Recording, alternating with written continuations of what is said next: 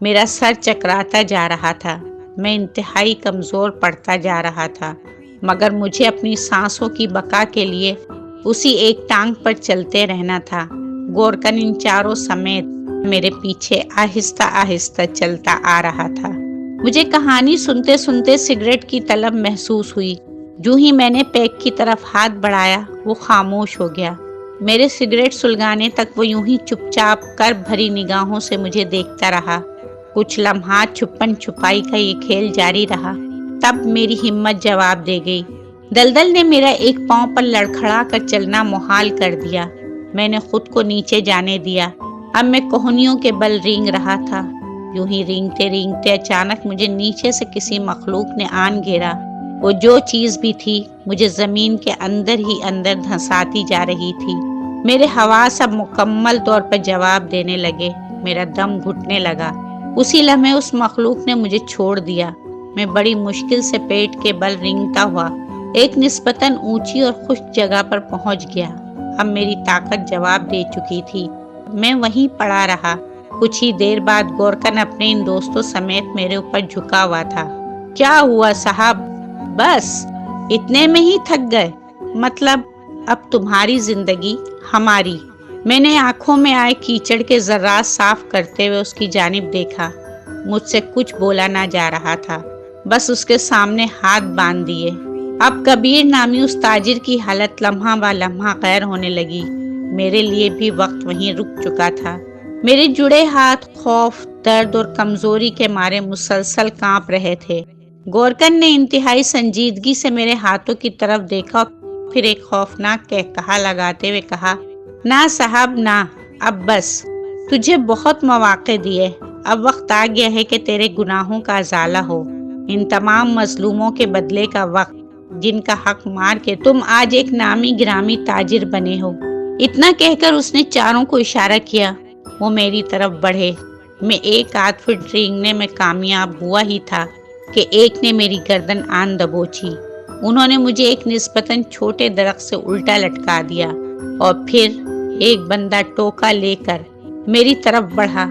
دوسرے نے میرا ایک ہاتھ کھینچا اور تیسرے نے دوسرا۔ ٹوکا بردار نے ٹوکا فضا میں بلند کیا۔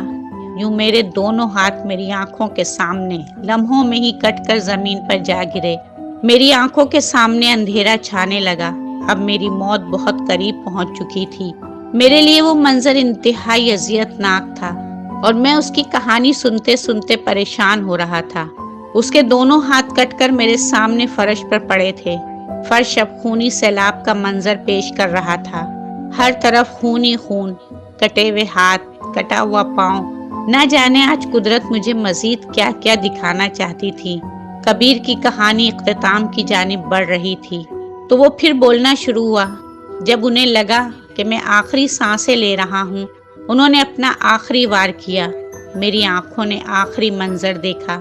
ایک تلوار فضا میں بلند ہوئی، میری گردن ہوا میں اڑتی ہوئی گورکن کی گود میں جا گری۔ اتنا کہہ کر کبیر کے دھڑ سے اس کا سر جدا ہوا اور اڑ کر میرے قدموں میں آ پڑا۔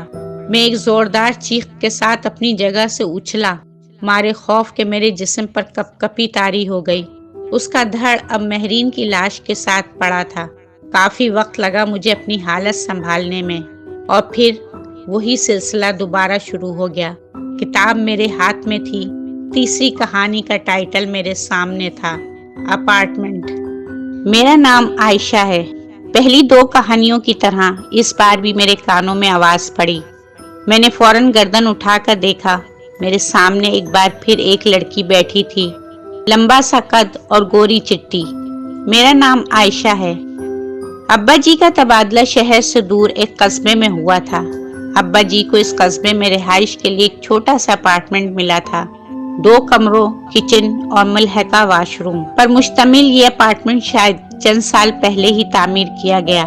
ہمارا خاندان بھی اس اپارٹمنٹ کی طرح چھوٹا سا تھا۔ میں، میری چھوٹی بہن اور اماں ابا، ہم سب بہت اچھی اور خوش و خرم زندگی گزار رہے تھے۔ ابا جی نے ہم بہنوں کو کبھی کوئی کمی نہیں ہونے دی۔ میں اس وقت اپنی گریجویشن مکمل کر چکی تھی، جبکہ میری چھوٹی بہن ہانیہ ابھی فرسٹ ایئر میں تھی۔ خیر ہم سب ابا جی کے ساتھ اس اپارٹمنٹ میں منتقل ہو گئے۔ شروع کے چند دن آرام سے گزرے۔ ہانیہ کا قصبے سے کچھ دور ایک نسبتاً اچھے کالج میں داخلہ کرا دیا گیا۔ میں ماسٹرز میں ایڈمیشن کے لیے کوشش میں لگ گئی۔ ابا جی دن کو ڈیوٹی پہ چلے جاتے، اماں گھر کے کاموں میں مشغول ہو جاتی۔ اس طرح ہم رفتہ رفتہ اس نئے ماحول میں ایڈجسٹ ہونے لگے۔ چند دن میں ہمسایوں کا بھی آنا جانا لگ گیا۔ اسی وقت ہمیں ایک ہمسائی نے خبردار کیا کہ یہ اپارٹمنٹ انتہائی پراسرار ہے، جو بھی یہاں آتا ٹک کر نہیں رہ سکتا۔ مگر ہمیں ان باتوں پہ زیادہ یقین نہ تھا، اس لیے ہنس کر ٹال گئے۔ اس کی آواز میں ایک جادو تھا، وہ بہت اطمینان سے ٹھہر ٹھہر کر بات کر رہی تھی۔ وہ کسی کو بھی اپنے اس لہجے کی بنیاد پر اپنی طرف متوجہ کرنے کی صلاحیت رکھتی تھی۔ وہ دوبارہ گویا ہوئی۔ اس رات میں اپنے کمرے میں بیٹھی ناول پڑھ رہی تھی۔ ہانیہ میرے ساتھ ہی سوئی ہوئی تھی۔ رات کے تقریباً 12 بج چکے تھے۔ میری عادت تھی کہ 12 تک بیٹھ کر مطالعہ کرتی اور پھر سو جاتی۔ اپنی روٹین کے مطابق میں نے ناول سائٹ پر رکھا اور بتی بجھانے کے لیے اٹھی۔ جو ہی میں لائٹ آف کر کے مڑی، میرے سامنے انتہائی خوفناک منظر تھا۔ میں نے دیکھا کہ میری جگہ پر سفید لباس میں ملبوس کوئی عورت ہانیہ کو دیکھے جا رہی تھی۔ اس کا لمبا قد، بال انتہائی باریک اور چہرہ ایسے تھا جیسے ہڈیوں کے اوپر مصنوعی جلد لگا دی گئی ہو۔ میں خوف کے مارے زور سے چلائی اور واپس سوئچ کی جانب مڑی۔ جیسے ہی لائٹ دوبارہ آن کی اور مڑ کر دیکھا تو وہاں کوئی موجود نہ تھا۔ میں نے لائٹ یوں ہی جلی رہنے دی اور ڈرتے ڈرتے اپنی جگہ پر لیٹ گئی۔ شکر ہے کہ ابا یا اماں نے میری چیخ نہیں سنی، ورنہ میں انہیں کیا بتاتی اور کیسے یقین دلاتی۔ وہ رات میں نے جاگ کر گزاری۔ وہ کچھ لمحوں کے لیے خاموش ہو گئی، پھر وہ دوبارہ بولنا شروع ہوئی۔ دوسرے دن میں نے کسی سے اس بات کا ذکر نہیں کیا۔ دن بھر میں کچھ خوف زدہ اور کچھ حیران رات والے واقعے کے بارے میں سوچتی رہی۔ شام ہوئی، ابا واپس آ گئے۔ کھانا وغیرہ کھا کر کچھ دیر باتیں ہوئیں، پھر ابا باہر چلے گئے۔ اماں اور ہانیہ ڈرامہ دیکھنے لگ گئیں۔ میں کچن میں برتن وغیرہ سمیٹنے لگی۔ کام مکمل کرنے کے بعد میں ہاتھ دھو کر جوں ہی مڑی، میرے اوسان خطا ہو گئے۔ وہی عورت کچن کے دروازے پر کھڑی تھی۔ پہلے کی طرح اس نے ایک لمبا سا گاؤن نما سفید لباس پہن رکھا تھا۔ اس کے چہرے پر سوائے مردگی کے کوئی تاثر نہ تھا۔ وہ اپنی خوفناک نگاہوں سے مجھے گھورے جا رہی تھی۔ کون ہیں آپ؟ میں چلائی۔ کیا ہوا عائشہ؟ شاید اس بار اماں تک میری آواز پہنچ چکی تھی۔ جو ہی اماں نے آواز لگائی، وہ عورت پہلے کی طرح غائب ہو گئی۔ میں نے تھوڑی دیر اپنے خوف پر قابو پایا اور پھر کہا، کچھ نہیں اماں، چوہا تھا، چوہا۔ ادھر سے امی اور ہانیہ کے مشترکہ کہکہوں کی آواز آئی، مگر میری توجہ ان کہکہوں پر نہیں بلکہ اس تیسری آواز پر تھی جو ان کہکہوں کے ساتھ گونج رہی تھی، جیسے کوئی زور زور سے رو رہا ہو۔ میں فوراً امی اور ہانیہ کی طرف دوڑی۔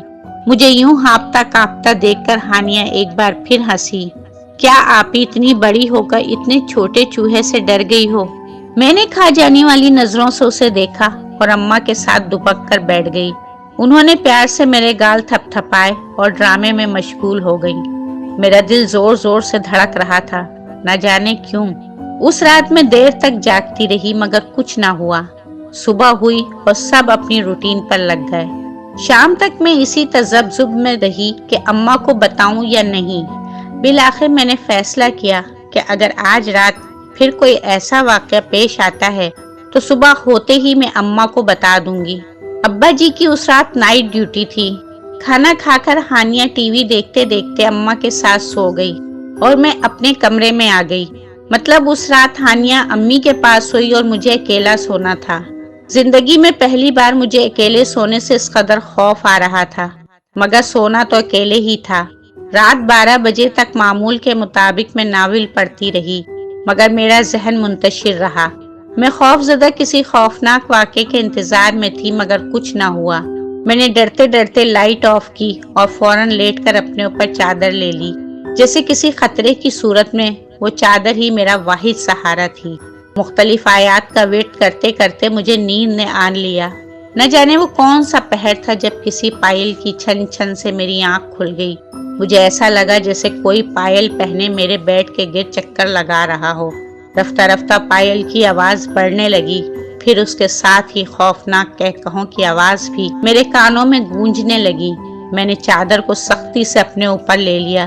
خوف کی وجہ سے میرے پسینے چھوٹنے لگے۔ میں چلانا چاہتی تھی مگر ڈر کی وجہ سے میری آواز بیٹھ گئی۔